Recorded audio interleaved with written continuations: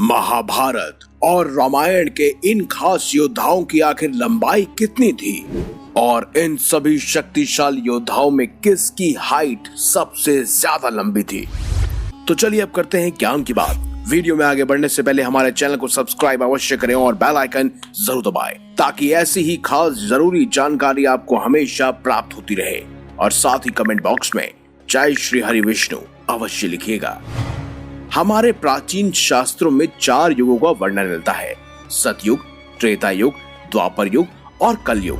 ऐसा माना जाता है कि सतयुग 16,28,000 वर्षों तक का था, जिसमें से एक सामान्य व्यक्ति 1,00,000 साल तक जी सकता था और अपनी इच्छा के अनुसार मर भी सकता था। वहीं त्रेता युग 12,56,000 वर्षों का था, जहां लोगों की उम्र 10,000 वर्षों तक की होती थी। वहीं द्वापर युग 8,00,000 वर्षों का था, जहां पर लोग 1000 साल तक ही जिया करती थी। इस प्रकार शास्त्रों के अनुसार हम जिस युग में जी रहे हैं यानी कलयुग की अवधि 4,32,000 वर्ष की है और इस युग में लोगों का 100 साल भी जी पाना मुश्किल होता है। हम सब कलयुग में जी रहे हैं और हम ये बात जानते हैं कि आजकल औसतन 6 फीट से ऊपर जो भी होता है उसे लंबा मान लिया जाता है, परंतु पिछले युगों में लोगों की लंबाई कितनी होती थी इसके बारे में बहुत ही सटीक विवरण हमें अलग अलग ग्रंथों और पुराणों में मिलता है। माना जाता है कि सतयुग में लोगों की लंबाई 32 फीट तक हो सकती थी, तो वहीं त्रेता युग में लंबाई 21 फीट तक हो सकती थी। द्वापर युग में 11 फीट तक लंबे हो सकते थे इंसान और वहीं कलयुग में एक औसतन इंसान की लंबाई 5 फीट तक तो मानी ही जाती है। जैसे जैसे युग बीतते रहते हैं लोगों की लंबाई और उम्र कम होती रहती है। इसीलिए आज की इस वीडियो में हम बात करने वाले हैं रामायण और महाभारत के शक्तिशाली योद्धाओं की हाइट के बारे में, यानी कि उनकी लंबाई कितनी थी।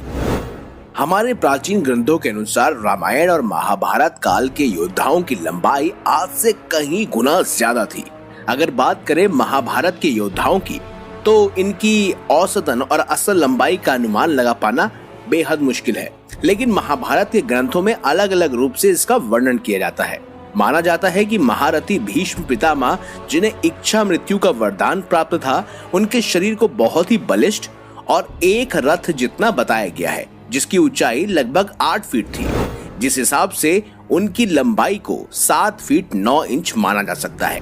वहीं कुल गुरु कृपाचार्य की लंबाई 7 फीट के करीब थी। गुरु द्रोणाचार्य के शरीर और ज्ञान के बल को कृपाचार्य जितना ही बताया गया है, जिस अनुमान से उनकी भी लंबाई 7 फीट रही होगी। और उनके शिष्य और श्रेष्ठ धनुधारी अर्जुन 7 फीट 2 इंच के थे। वहीं पांडवों में सबसे बड़े युधिष्ठिर की भी लंबाई 7 फीट 2 इंच की थी, जबकि नकुल और सहदेव को 7 फीट का दर्शाया गया है। ये बात तो हम सब जानते हैं कि भीम में 10,000 हाथियों का बल था, परंतु क्या आप जानते हैं कि महाबली भीम की लंबाई कितनी थी?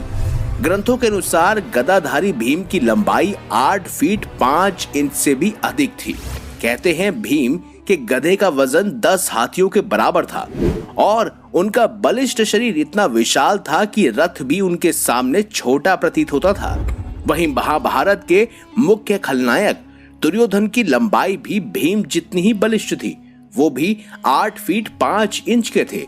वहीं सूर्य पुत्र कर्ण को वेद व्यास ने महाभारत में एक युवा योद्धा के तौर पर प्रस्तुत किया है, जो बेहद ही ताकतवर और शरीर से भगवान श्री कृष्ण जैसे ही बलवान थे। उनकी लंबाई 7 फीट 2 इंच थी और ऐसे में भगवान श्री कृष्ण की लंबाई भी 7 फीट 2 इंच के करीब मानी जाती है। ये तो बात रही महाभारत काल के योद्धाओं की लंबाई की। अब हम बात करेंगे रामायण काल के मुख्य पात्रों की लंबाई के बारे में, और जिसे सुनकर आप बेहद ही चौंक उठेंगे, क्योंकि रामायण काल महाभारत काल से भी पुराना था और तब के लोग महाभारत काल के लोगों से भी अधिक लंबा हुआ करते थे। माना जाता है कि रामायण का मुख्य खलनायक और राक्षसों का राजा रावण 18 फीट लंबा था। पौराणिक विशेषज्ञों के अनुसार कई ऐसे सबूत मिले हैं जिनके बुनियाद पर रावण की असल लंबाई का पता लगाया जा सका है। वहीं इस बात की पुष्टि खुद श्रीलंका के कुछ साइंटिस्ट भी करते हैं। अब आप सोच रहे होंगे कि अगर रावण की लंबाई इतनी है तो कुंभकर्ण कितना लंबा होगा। रामायण में वर्णित है कि कुंभकर्ण सबसे विशालकाय राक्षस था। उसको लड़ने के लिए किसी भी सेना की जरूरत नहीं पड़ती थी। उसने अकेले ही जाकर पूरी वानर सेना में खलबली मचा दी थी। उस पे सारे अस्त्रों और शस्त्रों के वार असफल होते जा रहे थे। वो वानरों को अपने पैरों तले कुचल देता था। बड़े से बड़े पर्वत और चट्टान तो उसके सामने पत्थर जितने लगते थे। उस पे चलाए गए बाण बिल्कुल छोटी सी सुई की भांति ही लगते थे। शायद आप इस बात को जानकर चौंक भी जाएंगे कि इस विशालकाय दानव कुंभकर्ण की लंबाई दरअसल 60 फीट से भी अधिक थी। माना जाता है कि वो अकेला ही कई राक्षसों को खाया करता था। परंतु बात यहीं खत्म नहीं होती। दरअसल इसका भी सटीक अनुमान नहीं लगाया जा सका है कि कुंभकर्ण की हाइट कितनी थी, यानी लंबाई कितनी थी। कोई कहता है 60 फीट तो कोई कहता है 120 फीट। खैर, ये तो रही कुंभकर्ण की लंबाई के बाद। अब हम बात करेंगे कुंभकर्ण के भतीजे और रावण के बेटे मेघनाद के बारे में। इंद्र को हराने वाला और ब्रह्मदेव जी का आशीर्वाद पाने वाला रावण का सबसे पराक्रमी पुत्र मेघनाद, जिसे लोग इंद्रजीत भी कहा करते थे। कहते हैं वो अपने पिता की तरह ही बलिष्ठ शरीर वाला था और बेहद शक्तिशाली था। उसकी कुल लंबाई 12 फीट थी। वहीं अगर हम प्रभु श्री राम की बात करें तो रामचरितमानस में वर्णित है कि भगवान श्री राम 5 करिकुस लंबे थे। अब एक करिकुस में 24 इंच होते हैं।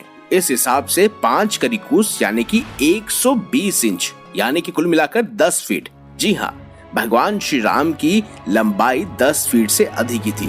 वहीं लक्ष्मण जी भी उनके भाई बिल्कुल उनके जैसे ही थे, तो इसीलिए उनकी हाइट, उनकी लंबाई भी बिल्कुल 10 फीट के करीब ही थी। अब बात की जाए पवन पुत्र हनुमान जी की, तो उनकी लंबाई का अंदेशा लगा पाना बेहद ही कठिन है, क्योंकि वो जब चाहे अपने शरीर को छोटा कर लेते थे, जब चाहे विशालकाय कर लेते थे, और उनकी स्पष्ट हाइट या लंबाई का पता लगाना बेहद ही मुश्किल है। वहीं अगर बाली की बात की जाए तो बाली रावण जितना ही विशाल था, यानी उसकी हाइट भी, उसकी लंबाई भी 18 फीट थी। वहीं सुग्रीव 15 फीट के थे। कहा जाता है कि बाली के पुत्र अंगद भी 12 फीट लंबे थे।